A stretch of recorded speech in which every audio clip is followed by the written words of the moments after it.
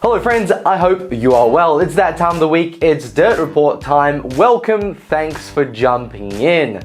Like Shark Week on Nat Geo, it's Data Breach Week here in Australia. A week of topics all about the data breaches past and present.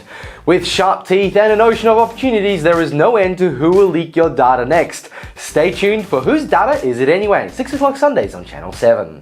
You see, the party don't stop until companies put cybersecurity in place that costs more than $10 a month. It also implies they have to spend a bit of money, though in Optus's position, that might not mean much. If you like this video, then make sure to tap the like button and subscribe to support us. Let's get started by rolling the intro and getting onto these very exciting topics.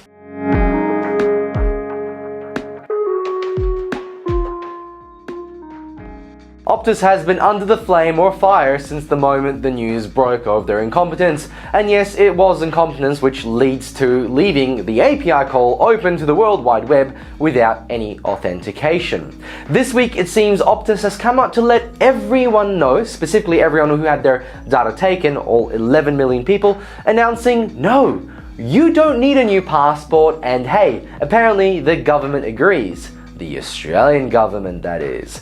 In a statement on the Singapore Stock Exchange, Optus said customers whose passport numbers were exposed in the catastrophic breach suffered by the telco do not need to get their documents replaced, and says the Australian government agrees. To note, Optus has not made the same statement on the Australian side. I wonder why. Well, the head honcho of Australia seems to, well, disagree. Here is a tweet from our fearless and unmarried naughty leader. An important update for all Australians on the Optus security breach. After actions taken by myself and Senator Wong and Claire O'Neill, Optus has agreed to pay for replacement passports for those affected by the data breach. What has happened here is unacceptable. Australia companies should do everything they can to protect your data. That's why we're also reviewing the Privacy Act, and we're committed to making privacy laws stronger. All in all, it seems rather contradictory, and it feels like Optus is digging a hole deeper than its bank account. Like I said in the last episode, does Singapore-owned companies really care about foreign citizens? Probably not. Unfortunately, it seems our government has to force their hand to care about this. I'm sure you can agree that this is a pretty scummy move from Optus's owners, Singtel, but here is the best part. With that statement in mind, would you now assume that Optus would accept your passport as a proof of identity when they say you don't need to replace it? Well, contacting them? Well, according to this tweet, it's a negatory red leader. Furthermore, Bill Shorten announced this week that Optus has let him know that he can add a few more thousand to the Medicare numbers leak. With a new total, according to Optus, 17,000 current Medicare numbers have been leaked and 26,000 expired current numbers were exposed too. Optus did say that they communicated with all the contactable customers who have had their Medicare numbers exposed. So what about those who are uncontactable? Did they send a letter or maybe a fax? So big thanks to Optus for screwing with their customers. I'm expecting some heads to roll soon, and I do hope no one is actually signing up to Optus mobile plans or broadband plans, whatever they have, anytime soon. Let me know your thoughts below. Next shark is up. This time it's Medibank, but with no direct details. With some guesses, it looks like Medibank has had a cyber incident. Medibank CEO David Kochkar said in a statement, "We are working around the clock to understand the full nature of the incident and any additional impact this incident may have on our customers, our people and our broader ecosystem. We will continue to take decisive action to protect Medibank Group customers and our people." The cyber incident revolves around some unusual activity on its network, and that's all we know so far. Obviously, the Optus event has set many customers on DEFCON 1, and the slightest ghost in the shell seems to set off alarms. While we don't know much about what the Medibank incident has, we know another alarm has been set off at a subsidiary of Woolworths Group. According to a report from the ABC, it looks like MyDeal has been hit by a data breach, exposing data of about 2.2 million customers. MyDeal.com.au identified the exposed data on Friday after its customer relationship management system, CRM, was accessed by a compromised user credential. The Woolworths Group has come out and made a statement saying only 1.2 million user emails have actually been leaked. So which is it, 2.2 or 1.2? But luckily, since MyDeal does not take your passport, driver's license or Medicare numbers, those are still safe.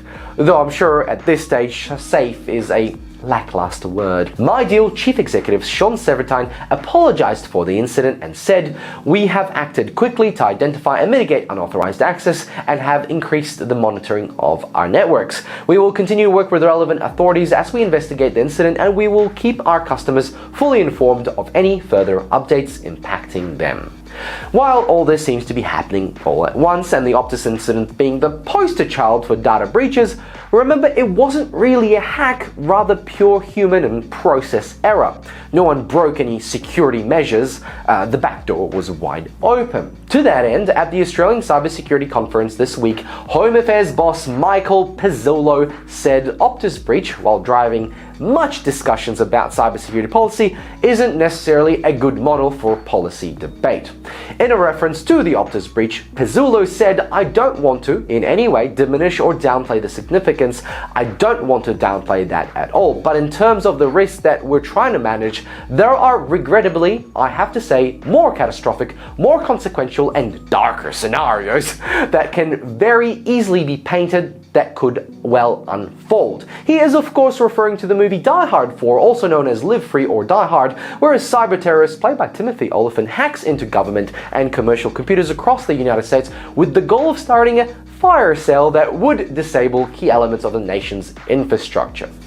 Bad movies aside, though I still enjoyed it, Puzzello added the things that are potentially coming at us that could potentially take the grid down, that could affect our water systems, our traffic management systems, our logistics, warehousing, medical health infrastructure, are far darker in terms of their impact on society, that the still very, very desperately sad situation that many people find themselves in as a result of the sensitive personal information now being out there as a result of the access into the Optus system. Well, that entire statement could be a puzzle that requires deciphering. Let me know if you agree with Pezzullo, or is he just scaring people? Lastly, the scum of Australia has announced himself, rather quickly if I may say so. Getting kicked while down is not fun, and in the case of Optus customers who had their details leaked, it's definitely not nice to get blackmailed within 48 hours. According to The Guardian, a 19-year-old Sydney man has been charged with allegedly trying to blackmail Optus customers whose data was leaked onto the internet as proof of a wider data breach, as you may remember. The AFP executed a search warrant at a home in Rockdale in Sydney South on Thursday and seized a smartphone. You see, you don't even need a computer to blackmail people anymore. How times have changed.